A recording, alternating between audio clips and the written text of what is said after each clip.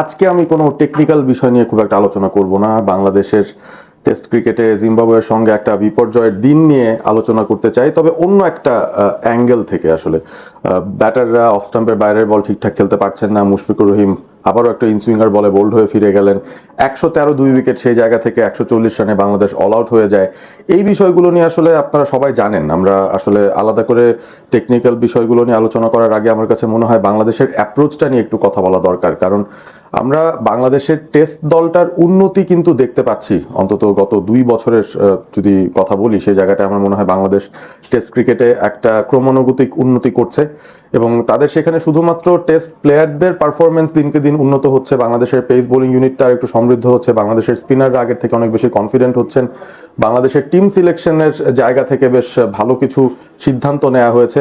এই বিষয়গুলোই কিন্তু আমাদের পজিটিভ হিসেবে আসছিল। তবে পারফরমেন্সের দিক থেকে আপনার শেষ কবে বাংলাদেশকে আপনি দেখেছেন যে তারা আসলে এভাবে করে ব্যাট হাতে গুটিয়ে যাবে?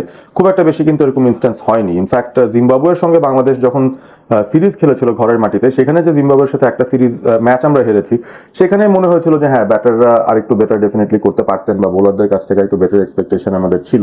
তবে রিসেন্ট হিস্ট্রিতে কিন্তু বাংলাদেশের ব্যাটিং লাইন আপটা ধসে গিয়েছে বা অপোনেন্টের বোলিং এর কাছে পাত্তাই পায়নি, এরকম কিন্তু সাধারণত আমরা হতে দেখিনি। কনসিস্টেন্টলি রান পেয়েছেন বাংলাদেশের টপ অর্ডাররা। Najmul Hossain Shanto as a captain খুব দারুণ পারফরমেন্স দিয়েছেন। তার ব্যাট, সেখান থেকে আমরা প্রচুর রান দেখেছি। মুশফিকুর রহিম তিনি রানের মধ্যে আছেন এবং শুধুমাত্র আয়ারল্যান্ডের মতো বা জিম্বাবুয়ের মতো প্রতিপক্ষকে বাংলাদেশ হারাচ্ছে ব্যাপারটা এরকম নয়। আমরা কিন্তু টেস্টে পাকিস্তানকেও হারিয়েছি ঘরের মাটিতে এবং অ্যাওয়েতেও হারিয়েছি, শ্রীলঙ্কার সাথে আমরা ড্র করেছি। সো আমাদের ওভারঅল টেস্টের যদি পারফরমেন্স চিন্তা করি, সেই জায়গা থেকে কিন্তু বেশ পজিটিভ জিনিসপত্রই আমাদের সামনে আসে। বেশ পজিটিভ একটা নোটে বাংলাদেশ তাদের টেস্ট ক্রিকেটটা অন্তত এই সময়টায় খেলছে এবং এই পজিটিভিটির পেছনে সবচেয়ে বড় যে অবদানটা আমার কাছে মনে হয় যে সেই পজিটিভ মাইন্ডসেটটা শুধুমাত্র আপনার ব্যাটারদের পারফরমেন্সের উন্নতি, বোলারদের ভালো বোলিং করা সেইটা না। মাইন্ডসেটটা আমার মনে হয় নির্বাচকদের এবং টিম ম্যানেজমেন্টেরও, কারণ তারা যথেষ্ট পরিমাণ পজিটিভ চিন্তা ভাবনা করেছিল যে একটা টেস্ট জিততে হলে আপনাকে প্রাইমারিলি 20টা উইকেট নিতে হবে। সো আপনার ব্যাটিং লাইন আপটাকে তো ভালো করতেই হবে, বাট সেই সাহসটা নিয়েও ব্যাট করতে হবে যে আপনি 6জন প্রতিষ্ঠিত ব্যাটার নিয়েও একটা টেস্ট ম্যাচ জেতার ক্ষমতা রাখবেন, কারণ আপনাকে সর্বনিম্ন 5জন bowling option, genuine bowling option দলের মধ্যে রাখতে হবে।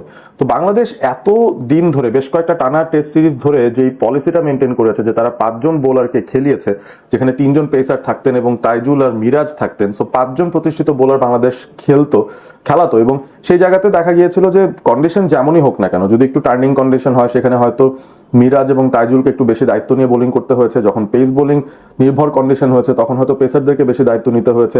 যখন একটা মরা উইকেটে খেলা হচ্ছে, যেখানে কিছু নেই, সেখানে একটা এক্স ফ্যাক্টরের প্রয়োজন। নাহিদ রানাকে দিয়ে আমরা কিন্তু সেই এক্স ফ্যাক্টরের কাজটাও করতে পেরেছি। সো ওভারঅল খুব ওয়েল ব্যালেন্সড একটা পেস বোলিং ইউনিট, একটা well balance bowling unit in general আমাদের কিন্তু ছিল।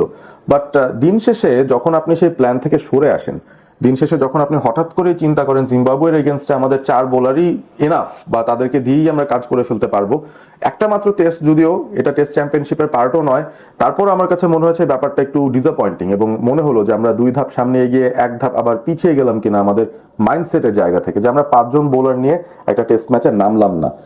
অ্যাওয়ে একটা সিরিজ, সেখানে হয়তো কন্ডিশন বাংলাদেশের মতো নয় যেখানে স্পিনাররা খুব বেশি ইম্প্যাক্ট রাখতে পারবেন। সে কারণেই হয়তো এমন হতে পারে যে একটা মাত্র টেস্ট জিম্বাবুয়ের সঙ্গে খেলবে বাংলাদেশ, নাইম হাসানকে তারা ইনক্লুড করেনি। মেহেদী হাসান মিরাজ কিন্তু এই স্কোয়াডের মধ্যে নেই, লিটন কুমার দাস নেই, সুতরাং ডেবিউ পাওয়ার চান্স বেশ কয়েকজনেরই ছিল। এবং প্রিভিয়াস একটা ভিডিওতে আমি আসলে বলেছিলাম যে বাংলাদেশের এই 11টার মধ্যে আমরা বেশ কিছু পরিবর্তন দেখবো, অন্তত 2জনের ডেবিউ তো দেখবো ফর শিওর। আমার ধারণা ছিল তাওহিদ হৃদয় ডেবিউ পেয়ে যাবেন এবং সেই সাথে অমিত হাসান তিনিও ডেবিউ পেয়ে যাবেন, কারণ লিটন দাস যেহেতু বাংলাদেশের main keeper, Mushfiqur Rahim backup keeper, Liton Das না থাকাতে অমিত হাসানের এন্ট্রিটা মোটামুটি নিশ্চিত ছিল যে তিনি খেলবেন, মিডল অর্ডারে ব্যাট করবেন এবং উইকেট কিপিং এর দায়িত্বটা তিনি পালন করবেন। তবে তাওহিদ হৃদয়কে রাখা হবে কি হবে না বা কার জায়গায় তাকে ডেবিউ দেওয়া হবে, সেগুলো নিয়ে কিন্তু আলোচনা চলছিল এবং আমার কাছে মনে হয়েছে যে তাকে আসলে ডেবিউ করানোর জন্যই কিনা বাংলাদেশ 7 ব্যাটার এবং 4 বোলার তত্ত্বতে গিয়েছে জিম্বাবুয়ের সঙ্গে এই টেস্টের মধ্যে। এবং আনফর্চুনেটলি আমি দেখলাম যে নাইম হাসানকে ড্রপ করা হয়েছে। অফকোর্স হয়তো বাংলাদেশ বিবেচনা করেছে যে এখানে আসলে পেসারদের একটা আলাদা স্পেশালিস্ট রোল থাকবে, সো 3 পেসারের অবদানই বেশি থাকবে, সেই কারণে হয়তো একজন এক্সট্রা স্পিনার তারা নেয়নি। এবং নাইম হাসান যেহেতু ব্যাটিংয়ে মিরাজের মতো অত পারদর্শী নন, সেই কারণে তাকে অলরাউন্ডার হিসেবেও, ব্যাটার নাম্বার 7 হিসেবেও হয়তো খেলানোর সাহস টিম ম্যানেজমেন্ট করেনি। তারা 7জন প্রতিষ্ঠিত ব্যাটার এবং 4জন বোলার নিয়েই এই টেস্ট ম্যাচটা খেলতে নেমেছে।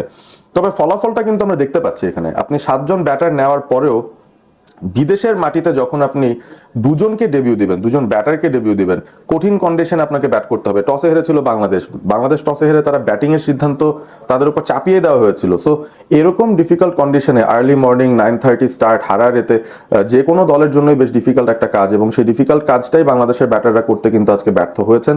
তারা অনেক ইনিংস পরে আমি বলবো যে একটা ইনিংসে ব্যর্থ হয়েছেন দলগতভাবে, 140 রানে বাংলাদেশ গুটিয়ে গেছে, এবং সেখানে দুই ডেবিউট্যান্ট তাদেরও কিন্তু পারফরমেন্সটা সেরকম আশানুরূপ ছিল না। অমিত হাসান এবং তাওহিদ হৃদয় দুজনই কিন্তু আজকে ফ্লপ করেছেন বলা যায়।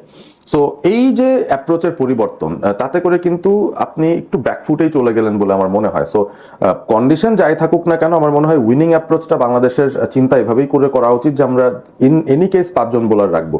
এখন ব্যাপারটা এভাবেও দেখতে পারেন যে এখানে আসলে নাইম হাসান খুব একটা কার্যকরী হবেন না, সেটাই যদি নির্বাচকদের ধারণা হয়, তারা একজন এক্সট্রা পেস বোলার কেন নেয়নি? রবিউলকে তারা ডেবিউ দিতে পারতো। আমার মনে হয় সেই জায়গায় তাহলে 4 পেসার এবং তাইজুল, অন্তত 5টা বোলিং অপশন বাংলাদেশ পেয়ে যেত সেই জায়গাটায়। সো ওই ব্যাপারটা নিয়ে আমি আসলে ডিসঅ্যাপয়েন্টেড, এবং বাংলাদেশের ওভারঅল যে পজিটিভ অ্যাপ্রোচ নিয়ে আমরা প্রশংসা করছিলাম এতদিন, হঠাৎ করে আবার কেন এই ব্যাকফুটে চলে আসা? একটু কি ইজি নিয়ে ফেলছে বাংলাদেশ? একটু কি ভেবেছে যে না, জিম্বাবুয়েকে বোধহয় এমনি হারিয়ে দেওয়া যাবে যেই টিমই নামায় না কেন? It is a test match, এটা ক্রিকেটের সবচেয়ে বর্ণাঢ্য সংস্করণ। এখানে আসলে আপনার এই ধরনের চিন্তা ভাবনার জায়গা থেকে পরিহার করতে হবে আপনাকে। এই ধরনের চিন্তা নিয়ে আপনি আসলে জিততে পারবেন না একটা টেস্ট, এবং বাংলাদেশ স্ট্রাগল করছে। তারপর আমার মনে হয় আশার বাণী এটাই হতে পারে, বাংলাদেশের যে ট্র্যাক রেকর্ড রিসেন্ট সময় আমরা দেখছি, খুব রেয়ারলি এভাবে করে ব্যাটিং অর্ডারের পুরোটা ব্যাটিং অর্ডার কোলাপস করে যায়। সো সেকেন্ড ইনিংসে আমি আশা করব বাংলাদেশ খুব ভালো একটা কামব্যাক করবে। কাজটা ডেফিনেটলি কঠিন হবে, কারণ জিম্বাবুয়ে যেভাবে ব্যাট করছে, আমার মনে হয় যে তারা খুব বড় একটা লিড পেয়ে যেতে পারে বাংলাদেশের এগেনস্টে। এই টেস্ট ম্যাচটা বাঁচানো খুব কঠিন হতে পারে বাংলাদেশের জন্য, তবে আমি আশা ছাড়ছি না, কারণ বাংলাদেশের ব্যাটিংয়ের যে অভিজ্ঞতা রয়েছে, এবং সেই সাথে যেহেতু তারা 7 ব্যাটার নিয়েছেই, সেটার অ্যাডভান্টেজটা প্রথম ইনিংসে না নিতে পারলেও অন্তত সেকেন্ড ইনিংসে ম্যাচ বাঁচানোর জন্য যে ব্যাটিংটা করা দরকার, আমি আশা করব বাংলাদেশের সেই ব্যাটিংটা করার সামর্থ্য সাধ্য রয়েছে। All the best to Towhid Hridoy, all the best to Amit. খুব কঠিন একটা পরিস্থিতিতে আপনাদের দুজনেরই ডেবিউটা হয়েছে বিদেশের মাটিতে, এবং আশা করব যে আপনারা এই কঠিন পরিস্থিতি থেকে বেরিয়ে আসতে পারবেন, দলের জন্য একটা ভালো কন্ট্রিবিউশন দিতে পারবেন, কারণ বোলার মাত্র 4জন, বাংলাদেশ কিন্তু বেশ চাপের মধ্যে থাকবে এই পুরো টেস্ট ম্যাচে, এইটা অন্তত নিশ্চিত করে বলা যায়। আপনারা কমেন্ট করে জানিয়ে দিন আপনাদের মতামত। স্টার্টিং 11টা আসলে সিলেকশনের জায়গা থেকে আপনাদের কাছে কি একটু নেগেটিভ মনে হয়েছে কিনা, এবং বাংলাদেশের ব্যাটারদের অ্যাপ্রোচ নিয়েও আপনাদের যদি কোনো কমেন্টস থাকে সেটাও জানিয়ে দিতে পারেন। থাকবেন অস্পোর্টিভ।